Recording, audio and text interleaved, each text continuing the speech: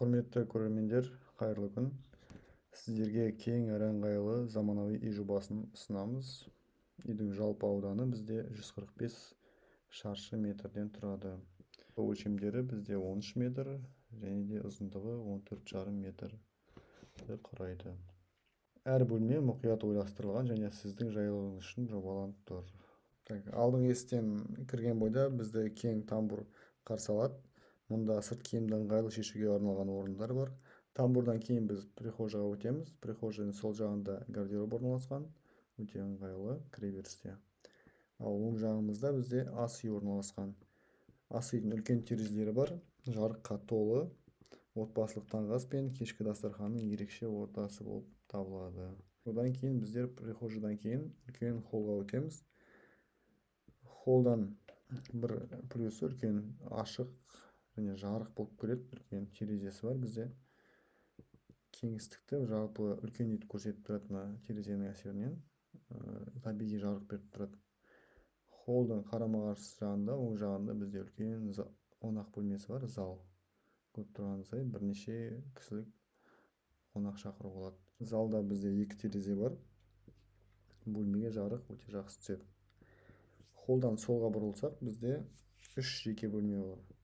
Бұл 2 үлкен жатын бөлме және де 1 балалар бөлмесі. Балалар бөлмесі кішкентайлар үшін тамаша шешім. Мұнда бізде оқу бұрышы бар, сонымен қатар кроваттар орналастыруға болады. Полкалар, немесе кітаптар жинайтын. Өте ыңғайлы. Одан кейін бізде 2 үлкен жатын бөлмеміз бар. Оның екеуінің ортасында бізде санузелді торап орналасқан.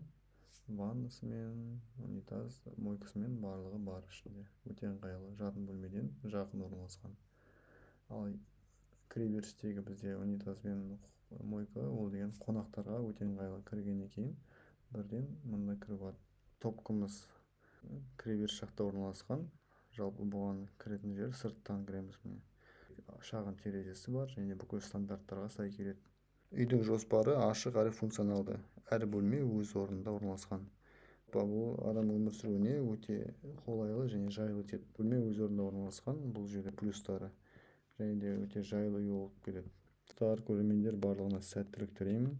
Осындай үйлер салуға сіздерге нәсіп етсін. Керемет, зәулім, ашық, кең, жарық үйлерді ала беріңіздер.